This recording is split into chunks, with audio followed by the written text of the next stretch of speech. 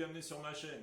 Aujourd'hui, je vais parler de quelque chose de totalement différent des kettlebells, mais que vous me demandez de plus en plus, c'est-à-dire les mills, les clubbells, les Indian clubs, en gros, tout ce que vous voyez ici et que vous voyez en arrière-plan sur mes vidéos. Et c'est vrai que vous avez été plusieurs à me demander d'aborder ce sujet-là, bien que j'ai déjà fait une petite vidéo historique sur ces outils-là. Je vais vous montrer un petit peu les différences de manipulation sur cette vidéo. Donc je vais commencer par le plus ancien, c'est les Heavy Mills, ce qui se trouve ici, d'accord? Donc ça nous vient de la Perse antique. C'était utilisé par les guerriers et principalement les cavaliers. Donc ils avaient ce qu'on appelle une masse d'armes, c'était un grand bâton avec une boule de fer, comme on peut retrouver aussi chez les chevaliers en France, d'accord? Et effectivement, lorsqu'ils partaient à cheval, c'était un petit peu pour dégager le terrain. Donc ça devait faire très très mal pour celui qui prenait un coup. Et pour s'entraîner, ils utilisaient ce type d'outil, les Heavy Mills. Donc c'était un outil qui était utilisé pour l'entraînement aux armes lourdes. Donc c'était très intéressant pour travailler l'épaule, la renforcer. Travailler énormément la ceinture scapulaire et le grip également. Donc voilà à quoi servait cet outil-là à l'époque. De nos jours, c'est utilisé dans ce qu'on appelle les maisons de force en Iran, les Zokhane. Ils utilisent ceci, ainsi que deux boucliers, un arc très très lourd. C'est resté un sport traditionnel dans cette culture. Existe aussi donc les Indian Club, que vous voyez ici.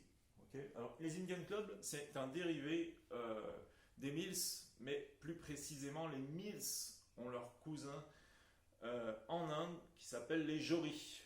Et lorsque l'armée britannique est arrivée en Inde, a découvert les Joris, qui ressemblent énormément aux Mills, mais en beaucoup plus long.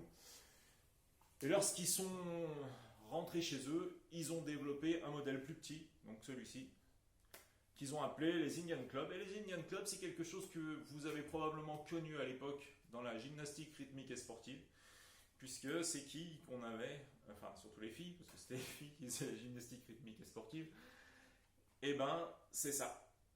C'est les Indian Club. Les jongleurs aussi en ont. Donc cet outil a été utilisé énormément aussi dans les années 1900, 1930, même un peu avant. On va dire 1900, 1930, 1940. Je pense qu'après on en trouvait encore dans la boxe, parce qu'effectivement pour la mobilité et la résistance des épaules, c'est extraordinaire, ainsi que pour le grip. C'est vraiment un outil idéal pour ça. D'ailleurs beaucoup de kinés dans certains pays les utilisent. Donc on les trouvait aussi comme outil accessoire pour les boxeurs.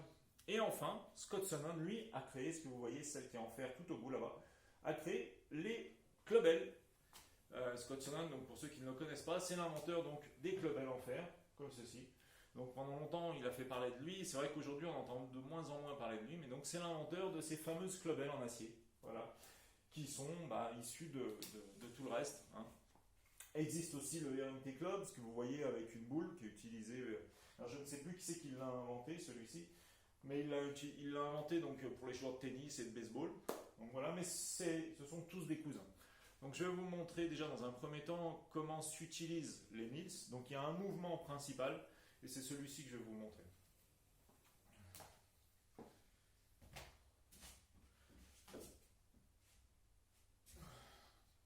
Donc vous allez voir, c'est très très articulaire et c'est assez mobile et le grip est fortement sollicité.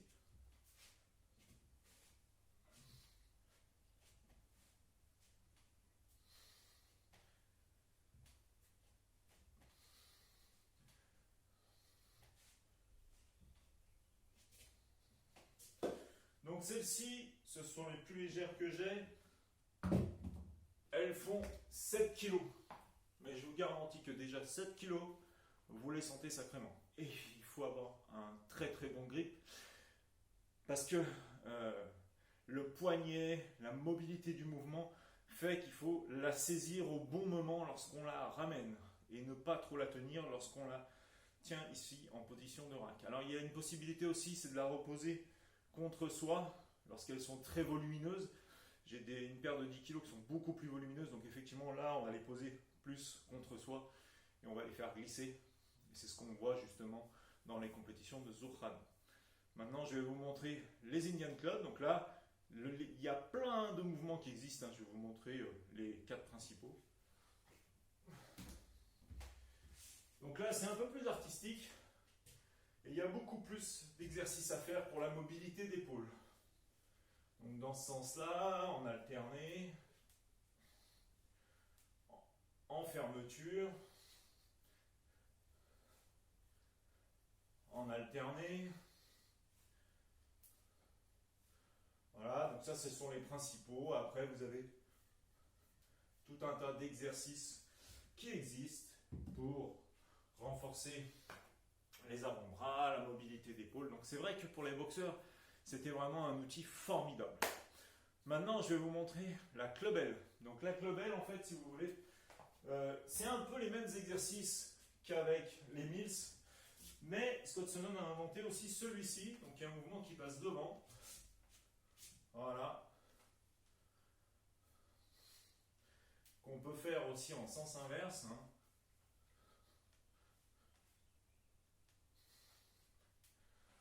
Donc, pareil, on a un travail de force circulaire qui est relativement intéressant. Ça peut être un très bon complément pour plein de sports, de raquettes ou bien de baseball. Je pense que c'est quelque chose de très intéressant. Il existe aussi le RMT Club. Donc le RMT Club, vous voyez, c'est du plomb qui est à l'intérieur. Vous voyez, il est très très sale, je ne l'utilise jamais. Mais c'est le même principe que la clubelle. D'accord. Et le fait que le poids, par contre, se retrouve intégralement sur le bout, ça change pas mal le balancier. Alors, il existe aussi ce qu'on appelle la masbelle. Donc la masbelle, c'est une grande tige comme ça, avec la même forme, le poids est tout au bout, qu'on va utiliser comme ceci. Voilà. Utilisé aussi par les lutteurs, hein, pour toute la ceinture scapulaire, le travail de projection. Donc c'est des outils qui sont assez intéressants dans ces sports et qui sont utilisés depuis très très longtemps. Voilà, j'espère que ça vous aura plu. Bon, c'est un bref résumé, il y aurait beaucoup de choses à dire, mais vous avez déjà une idée un petit peu de l'utilisation de ces outils et de leur histoire. Si cette vidéo vous a plu, n'hésitez pas à liker, partager, posez-moi des questions et laissez des commentaires. Je vous dis à bientôt pour de prochaines vidéos.